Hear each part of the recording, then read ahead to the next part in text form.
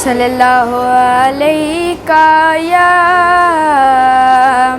یا رسول اللہ وسلم علیہ یا حبیب اللہ. ایک میں ہی نہیں ان پر قربان زمانہ ہے. اعوذ باللہ من الشیطان الرجیم. بسم اللہ الرحمن الرحیم. قل هو اللہ احد اللہ الصمد لم یلد ولم یولد ولم یکن لہ کفوا احد. صدق اللہ العظیم. اسلام آباد انٹرنیشنل اسکول اینڈ کالج. تو یہاں کے اسکول کے جو پرنسپل صاحب ہیں وہ ہمارے ساتھ موجود ہیں.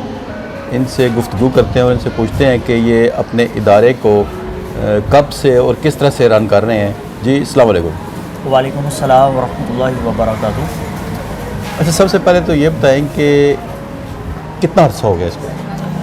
الحمدللہ یہاں اس کیمپس کو ہمارا تقریباً 3 سیشن کمپلیٹ ہو چکے ہیں. ابھی 4تھا سیشن ہمارا اللہ کے فضل سے چل رہا ہے. اچھا پرنسپل صاحب یہ بتائیں کہ ایک اسکول میں کون سی یا کالج ہے، اسکول ہے، یونیورسٹی ہے، کون سی ایسی خوبیاں ہونی چاہیے کہ وہ اچھا ادارہ کہلائے؟ خوبیوں کی تو ایک طویل فہرست ہے، اور اگر ان کو بیان کرنا شروع کر دیا جائے تو شاید یہ بھی بڑی طوالت کی جانب موضوع جا سکتا ہے، مگر اختصار کے پیش نظر میں چند پہلو بیان کر دیتا ہوں. سب سے پہلی چیز میں یہ سمجھتا ہوں کہ تعلیمی ادارے کے اعتبار سے یہ لازم ہے کہ تعلیمی ادارہ جو ہے وہ کسی مشن پر، کسی ویژن پر اس کا قیام عمل میں لایا جائے. فقط یہ کہ ایک کاروباری اعتبار سے آپ ایک ادارہ قائم نہ کریں، ایک مشن پر اگر کام کریں گے تو انشاءاللہ کامیابی سے ہم کنار ہوں گے. دوسرے نمبر پر یہ ہے کہ جو تعلیمی ادارہ قائم کرنے والے ہیں، ظاہر ہے جب وہ ایک مشن پہ قائم کریں گے تو اس کا مطلب یہ کہ اللہ تعالیٰ نے انہیں اس حوالے سے صلاحیتیں بھی عطا فرمائی ہیں، اور وہ اس مشن کو، اس ٹارگٹ کو اچیو کرنے میں جو ملک و قوم کی فلاح و بہبود کے لیے اور ایک نیشن بلڈنگ کے اعتبار سے جو انہوں نے ایک آئیڈیا، ایک مشن انہوں نے بنایا ہے، اس کو بروئے کار لانے کے لیے وہ اپنی تمام طرح صلاحیتوں کو بھی بروئے کار لائیں گے. تو ہم یہ سمجھتے ہیں کہ ایک اچھے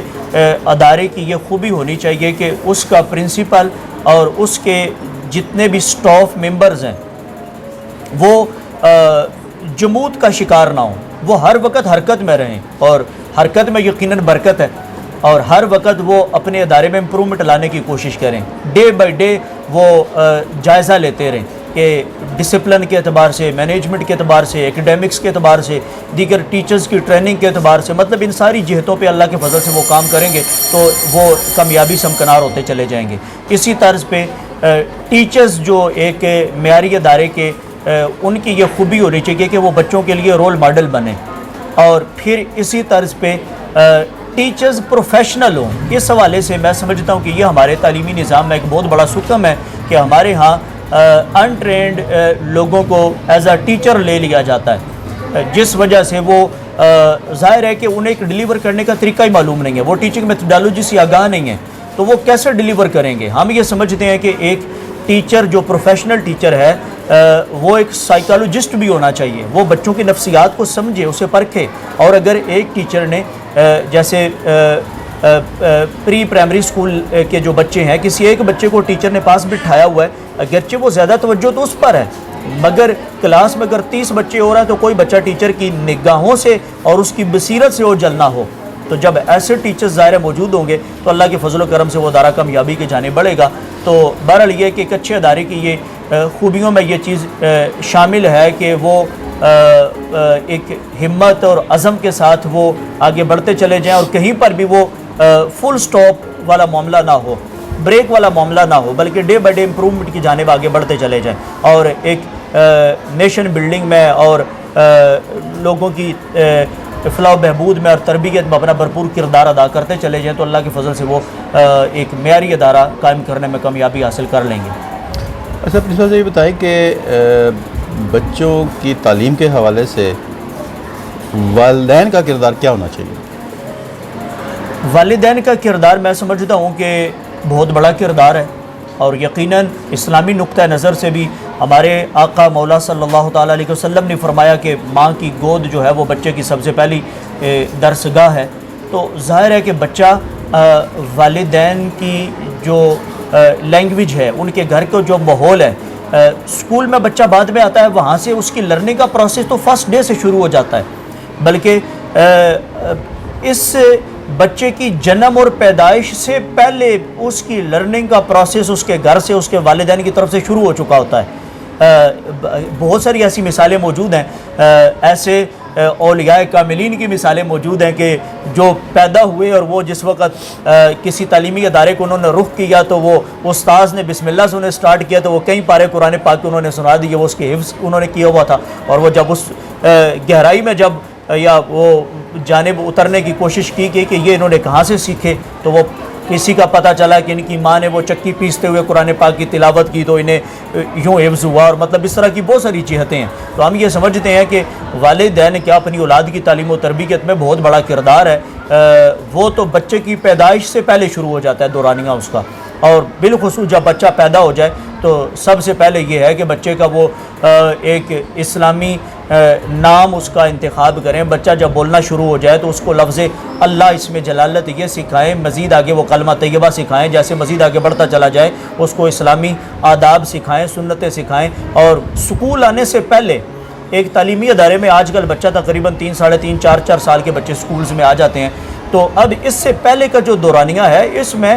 والدین کی حرکات و سکنات، گھر کا ماحول، یہ بہت زیادہ بچے کی شخصیت پر اثر انداز ہوتا ہے۔ تو والدین سے ہم یہ گزارش کریں گے کہ وہ اپنے گھر کے ماحول کو پاکیزہ بنائیں، تربیتی بنائیں، اور اپنے بچے کے لیے اپنا گھر گویا کہ ایک تربیت گاہ بنا دیں۔ جب اس ماحول میں انشاءاللہ بچے کی وہ تربیت کریں گے تو اللہ نے چاہا کہ وہ مستقبل میں بھی انشاءاللہ وہ تربیت کا شاہکار بن جائے گا۔ تو والدین کی بہرحال ذمہ داری بچے کی پیدائش سے پہلے شروع ہوتی ہے، اور وہ جب تک بلوغت میں قدم نہیں رکھتا تب تک والدین کے کندھوں پہ بڑی بھاری ذمہ داری ہے، جس کو اگر وہ ادا نہیں کریں گے تو یقیناً وہ بچہ بگاڑ کا معاذ اللہ شکار ہو جائے گا، اور وہ اپنے والدین کے لیے، اپنے خاندان کے لیے، اپنے معاشرے کے لیے اور پوری قوم کا سر وہ شرم سے جھکائے گا۔ تو والدین کو چاہیے کہ اپنی تمام تر صلاحیتیں بروئے کار لا کر اپنی ذمہ داریوں کو پورا کریں، اور وہ اپنی اولاد کی تعلیم و تربیت میں اپنا کردار ادا کریں۔ اچھا یہ بتائیں کہ ویسے لوگوں کا اکثر یہ ہوتا ہے کہ جی پرائیویٹ اسکولوں کی فیسز بہت ہوتی ہیں، جی جی، تو آپ نے جو آپ کا ادارہ ہے اس میں فیسز کا کیا آپ نے سسٹم رکھا ہوا ہے؟ اور اس میں کوئی اگر بندہ دیکھیں، بعض ایسے لوگ بھی ہوتے ہیں جو مستحقین ہوتے ہیں، جی، مطلب کہ وہ رعایت کے مستحق ہوتے ہیں،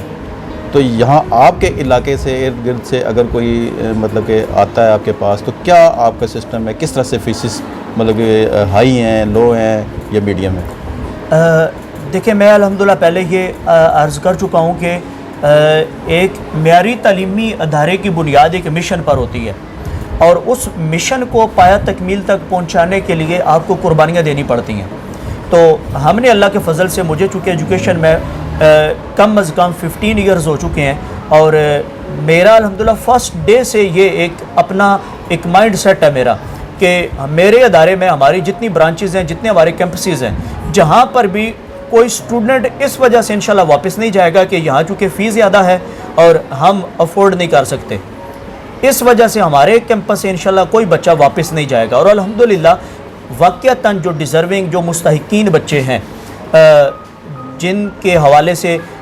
ہمیں معلومات ملی، تو ہم نے الحمدللہ ایسے بچوں کو نہ فقط ان کی فیسز میں رعایت دی، بلکہ انہیں واقعتاً اگر ڈیزرونگ ہے تو ان کی دیگر تعلیمی اخراجات بھی ہم نے اللہ کے فضل سے ادارے پہ ڈالے، اور ہم نے وہ بھی اٹھائے، جیسے ان کی بکس ہیں، ان کی نوٹ بکس ہیں، دیگر ان کی مطلب تعلیمی وظائف وغیرہ کے اعتبار سے۔ تو ایک تو یہ کہ اللہ کے فضل و کرم سے ہمارے ادارے میں یہ ایک ضروری امر ہے کہ اس وجہ سے اللہ کے فضل سے ہماری جتنی بھی برانچز ہیں کوئی واپس نہیں جاتا کہ یہاں تک چونکہ فیس زیادہ ہے تو اب بلڈنگ رینٹڈ ہیں،